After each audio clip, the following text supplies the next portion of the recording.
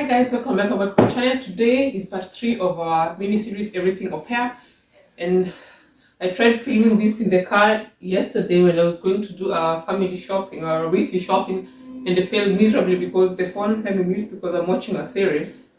I finished watching the how is it called? Law and Order SVU. So now I'm on watching SWAT. So I'm going to watch a bit until I finish here.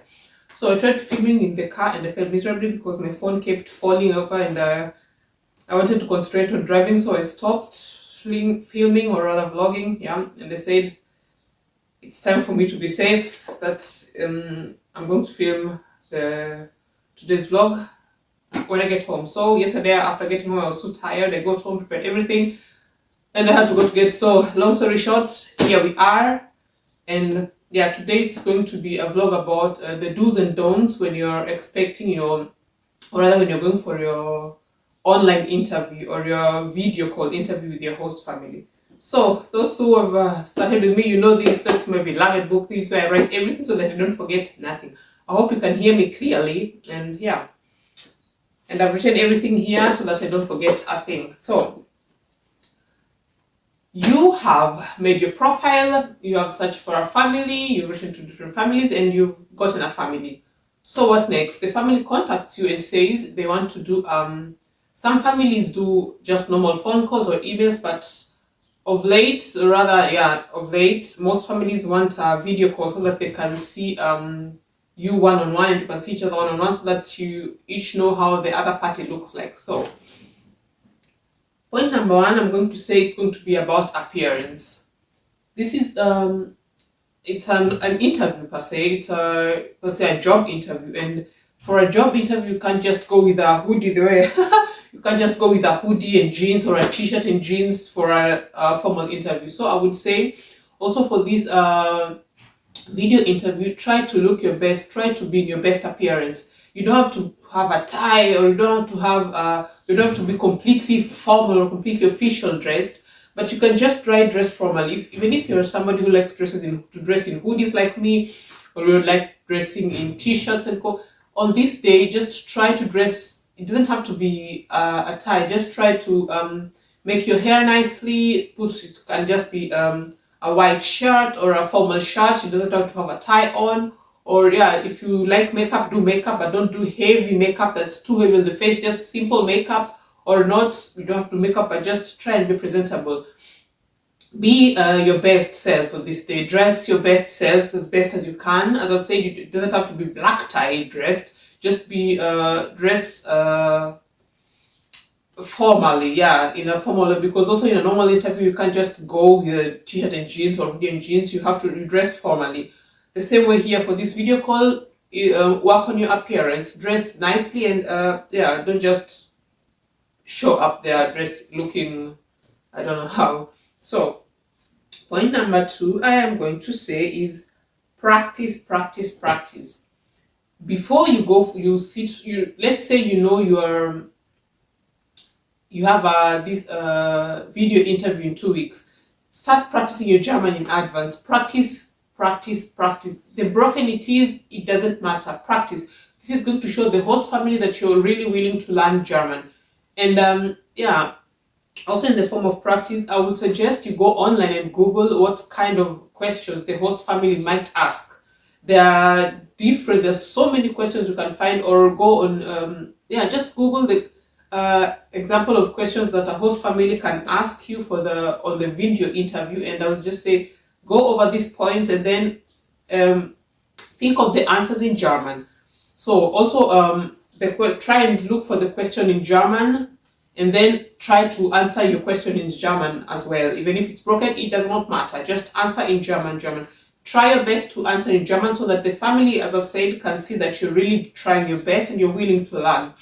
And yeah, in case you do not understand a question or they're talking too fast, just tell them, entschuldigen Sie bitte, aber ich hab Ihnen nicht verstanden. Kannst du bitte wieder not do? That is what it's still here in let's say in Europe, Austria, Germany, Belgium, they don't use do. Do is an informal way. you have to use sie until the other party says it's okay to use du, but you have to use sie oder ihnen. Don't just say, kannst du bitte wiederholen? That is impolite or that is unhöflich. That is a bit rude. So you don't say, kannst du bitte wiederholen? You have to say, können Sie bitte wiederholen? So there you are. I still, yeah, for the 7 years, I'm on my 8th year here in Austria, but I still have problems with this du and sie because, yeah. So that is also supposed to mark. For a formal setting, you have to use sie until the other party says, okay, it's okay to use du. Because also in this video call interview, you can say, können Sie bitte wiederholen? And then the host family can be free enough and say, it's okay, you don't have to address me so formally, you can use du.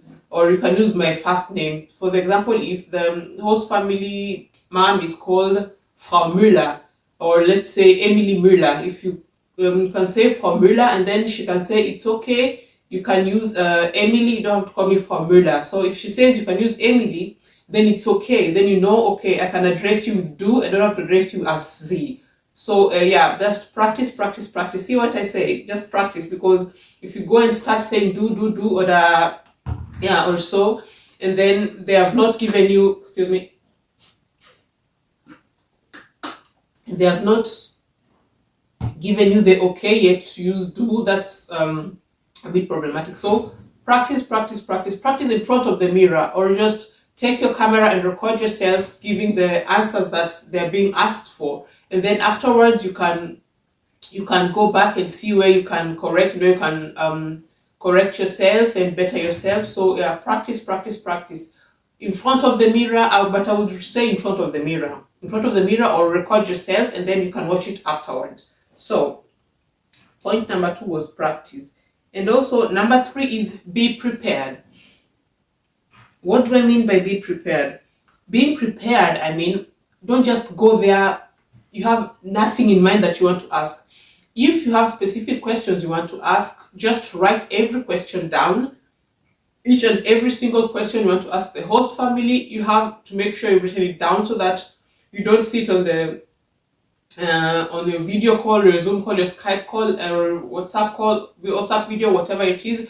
You don't get there, sit in front of the host family, and then you're just blank, you have nothing to say. Be prepared, write all the questions you want to ask, or yeah, write all the questions you want to ask them, and also all the questions you want, or rather all the things you expect from them, or what you want to ask them. Yeah, just write them out and be prepared, so that you don't just sit there and get blank, you don't know what to ask or what to say when it's time for your video call. So be prepared. That was number 1, number 2, number 3. Number 4, you have to have a good setup. So let's say it's it's almost time. You have to mind your background. Don't go on a busy background where everything is just everywhere, where the environment doesn't look appealing, or where the background is so loud that the host family cannot hear anything you're saying. Or yeah, try to look for if you can't look for a microphone, or ask. I hope my hoodie is straight. If you see me looking here, I'm continuing to watching my SWAT, so don't mind. Look, if you need a microphone, borrow a microphone from someone to make your voice sound better. Or if you need internet, make sure on this day you have enough internet, you have enough internet bundle, so that you don't get broken in the middle of the call. Or you can go to a cyber cafe. Some cyber cafes, they have a closed cabinet where it's just you and there's nobody else in the background, and it's a bit quieter inside. Look for a quiet space. Look for a place that looks that it doesn't have so much stuff going on, and also go at a place where it's just you, where there are no other distractions. Or if you have other people around you, excuse yourself and go to a different room where it's just you, where you're just alone, so that you can concentrate on your interview with your host family. So yeah, also have a good setup.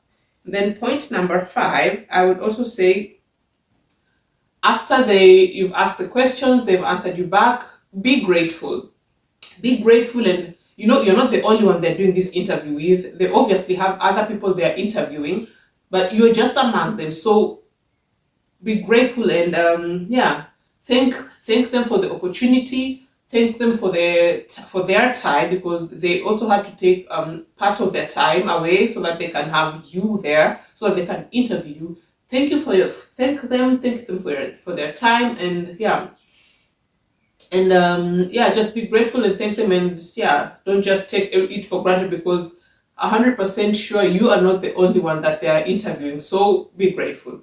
And last but not least, on the do's, I would say also express interest. Express interest. You just go there and sit there and just answer the questions and answer everything that they ask you. Answer. Be joyful, be jovial, but don't overdo it. Don't be too hyperactive and da da da.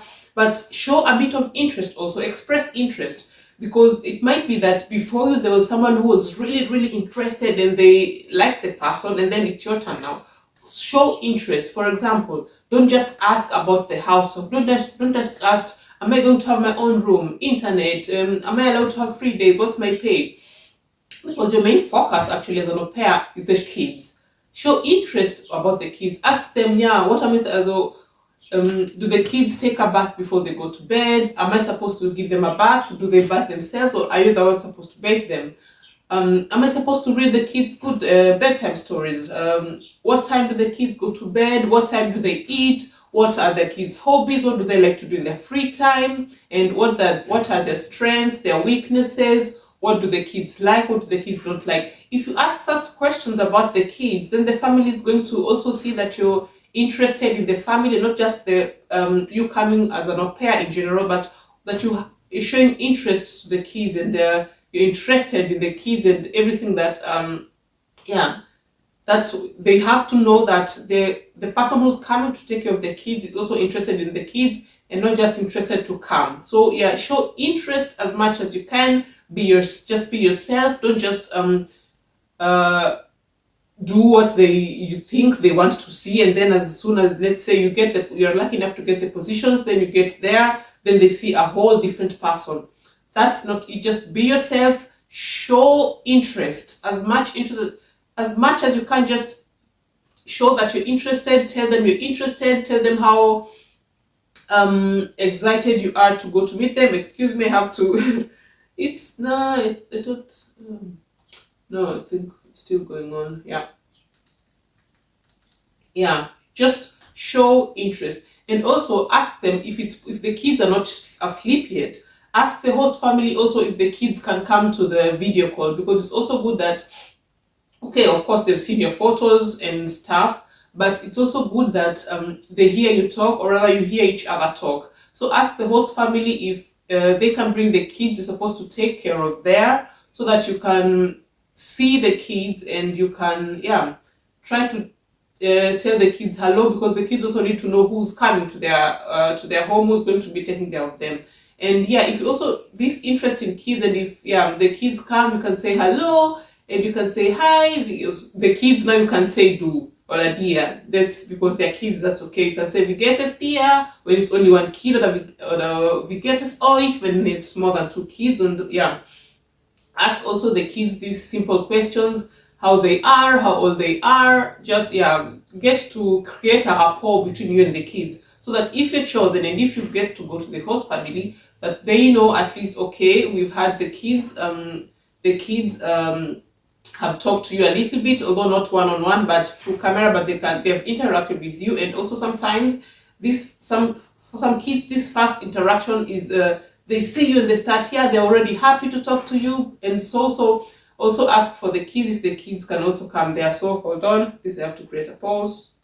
So ask about the kids. And last but not least, I'm going to be there's only one don't, or rather something that you don't do it. Don't have someone there who's translating for you. That is the worst that you can do, because as soon as the host family realize that there's someone there translating for you, then that's it. I can assure you 100% that's it.